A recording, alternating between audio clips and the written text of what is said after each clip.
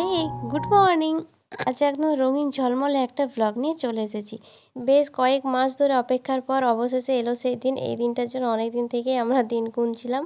আচ্ছা, তার আগে বলি, এই ছিল আমার লুক। একদম দিনের বেলা যাব, সেজন্য হালকা পাতলা একটু সাজগুজ করে নিয়েছি আর একদম সফট একটা শাড়ি পরে নিয়েছি। টাইটেল আর থাম্বনেল দেখে তো তোমরা বুঝেই গেছো যে আজকে কি। হ্যাঁ, আজকে আমার গুলু বুড়ির অন্নপ্রাশন। এই জন্য আমরা সবাই মিলে রেডি হয়ে গেছি। আমাদের গাড়িও এখন চলে এসেছে। আর এই যে আমাদের গুলু বুড়ি, মুডটা একদম অফ হয়ে গেছে, এই ঘুম থেকে উঠেছে। আচ্ছা, তোমরা এখন ভাবছো তাই না যে অন্নপ্রাশন তো আমরা সবাই মিলে যাচ্ছি কোথায়? বলছি দাঁড়াও, তার আগে দেখে নাও এদের লুকগুলো। এইদিকে আমার দু বৌদি দুই দিকে দাঁড়িয়ে আছে, এটা তো গুলুর মা, সবাই জানো। আর এদিকেরটাও আমার বৌদি, মানে একটা সেজ জেঠুর বৌমা, একটা মেজ জেঠুর বৌমা, আর মাঝখানে আমার মা। দুই দিকে দুই বৌমা, মাঝখানে শাশুড়ি। এখন ঘড়িতে 10টার মতো বাজছে। আমাদের বেরোনোর কথা ছিল 9টার মধ্যে। সব কিছুই ঠিক আছে, কিন্তু বাবা যেতে পারছে না আজকে, সেই জন্য আমাদের মুডটা একটু খারাপ। এদিকে জেঠু জ্যাঠাইরা সবাই উঠে গেছে, আর আমরা ভাই বোনেরা যাচ্ছি একটা গাড়িতে, যাতে মজা করে যেতে পারি। এদিকে গুলু বুড়িয়ে উঠে বসে আছে ঠাম্মির কোলে। আমার বাবা শুধু যেতে পারছে না, বাদবাকি আমাদের 3টে বাড়ি থেকে সবাই মিলে আমরা যাচ্ছি। বাবার একটু এগ্রিকালচার অফিসে কাজ আছে, সেই জন্য বাবা সেখানে চলে যাবে। আজকেই যেতে হবে, নয়তো বাবা আমাদের সাথে যেত। আর সকাল টাইমটা বাবা একটু দোকান খুলেছে, একটু পরে বাবাও বেরিয়ে যাবে। আমার ভাই দাদারা সবাই এখানে রেডি। আমরা এখন বেরিয়েও পড়েছি। এবার বলি আমরা যাচ্ছি কোথায়। আমরা যাচ্ছি বগুড়ির কৃষ্ণনগর মন্দিরে। আমি যতদূর জানি ওই মন্দির কৃষ্ণরাজজির মন্দির নামেই পরিচিত, ওই নামেই সবাই জানে। আমিও আগে এই নামেই জানতাম। এখন আমরা রাস্তাতে দাঁড়িয়েছি গুলুর জন্য ফুলের গহনা কিনবো, যেগুলো দিয়ে গুলুকে সাজানো হবে। আজকে যেহেতু অন্নপ্রাশন ছিল, বেশ ভিড় ছিল দোকানে।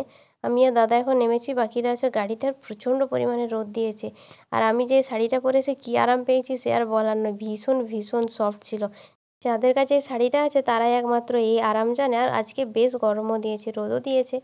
এখন আমরা প্রায় হাফ রাস্তা চলে এসেছি, আর এখন ভিডিও করতে পারছি না, মাঝখানটা একটু ব্রেক নেব। আমার শরীরটা এখন ভীষণ খারাপ লাগছে।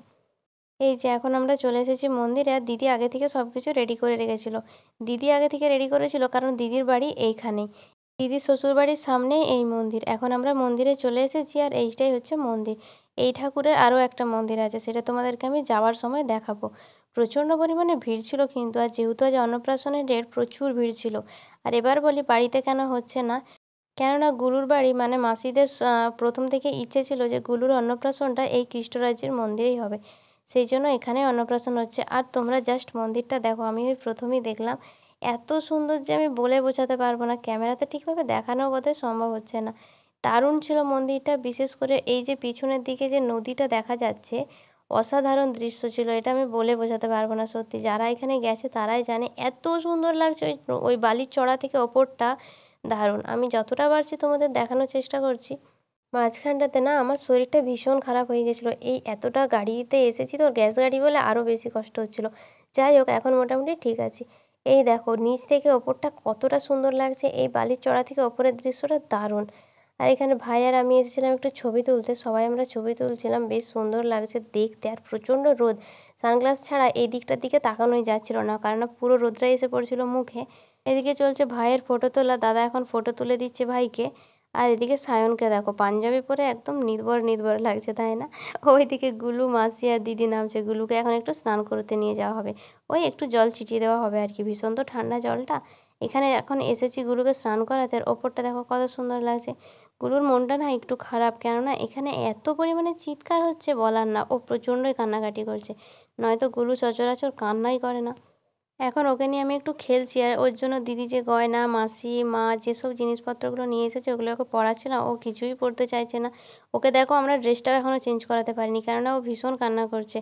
এই দেখো অবশেষে আমার গুলুবুড়ি সেজেছে, অনেক কষ্ট করে সাজিয়েছি। এই জামাটা ওর জন্য নিয়ে আসা হয়েছিল।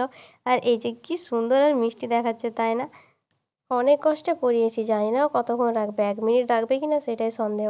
এই যে এখন মন্দিরের ভেতরে চলে এসেছি ঠাকুরের সামনে, এখন গুলুর নামে পুজো দেওয়া হবে। এরপরে গুলু খাবে মামা ভাত, ওর মামা বাড়ি থেকে মামা দাদু দুজনেই এসেছে। এই যে দেখো কি পরিমাণে কান্না করছে, সব বাচ্চাই আজকে কান্না করছে, অনেক বাচ্চা ছিল অন্নপ্রাশনে।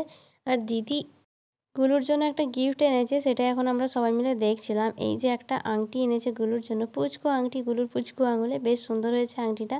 এখন আমার মুডটা একটু খারাপ হয়ে গেল, কেননা গুলুকে নিয়ে অনেক কিছু ভেবেছিলাম, ফটো টোটো তুলবো, কিন্তু গুলু এত পরিমাণে কান্না করেছে যে কিছু করতে পারিনি। সঙ্গে সঙ্গে ড্রেস, সাজসজ্জা সব খুলে দেওয়া হয়েছে। আর দেখো কত পরিমাণে লোক এখানে বসে বিশ্রাম নিচ্ছে। অবস্থা দেখো, একটু আগে কী সুন্দর সাজিয়েছিলাম, কিন্তু ও এত গরম আর চিৎকারের জন্য সমস্ত কিছু খুলে দিয়েছে। ওকে একদম হালকা পাতলাভাবে আমরা রেখেছি। ছবি-টবি কিচ্ছু তোলা হয়নি, ওটা আমার একটু ভীষণ খারাপ লাগছে। অন্নপ্রাশন তো একবারই হবে, তাই না? আর এই যে এখন আমরা কুপন নিয়ে বসেই পড়েছি খেতে। একজনের একটা করে কুপন। আমাদের প্রায় ওই ১৬ থেকে ২০ জনের মতো ছিল বোধহয়। বহু লোক এখানে খাচ্ছে। এই যে আমরা এখন খেতে বসে পড়েছি। প্রথমেই এলো পোলাও, তারপর দিল খিচুড়ি, আর বাদবাকি সমস্ত কিছু ছিল, আর তুলছি না। আপাতত আমাদের সব কাজ শেষ। এখন বাড়ি যাব। দিদির স্কুটিতে করে আমি দিদির বাড়ি চলে যাব। আর বাকিরা সবাই গাড়ি করেই যাবে। দিদির বাড়িতে একটু রেস্ট নিয়ে তারপর আমরা বাড়ির দিকে বেরিয়ে পড়ব। এই যে এটা আমার দিদির বাড়ি। আগের অনেক ভিডিওতে দেখেছি, আমি অনেকবার এসেছি। দিদির বাড়ি থেকে এখন আমরা বেরিয়ে যাচ্ছি। ১০-২০ মিনিটের মতো বসেছিলাম। আর এই যে দেখো, বলেছিলাম মন্দির দেখাবো, এইটাই হচ্ছে ওই ঠাকুরেরই মন্দির আরেকটা। এখানে ঠাকুর কিছুদিন থাকে, ওখানে কিছুদিন থাকে। আচ্ছা, এখন আমরা বাড়ি যাচ্ছি, রাস্তাতে আছি। তাহলে আজকের ব্লগটা এখানেই শেষ করছি। দেখা হচ্ছে পরের কোনো ব্লগে।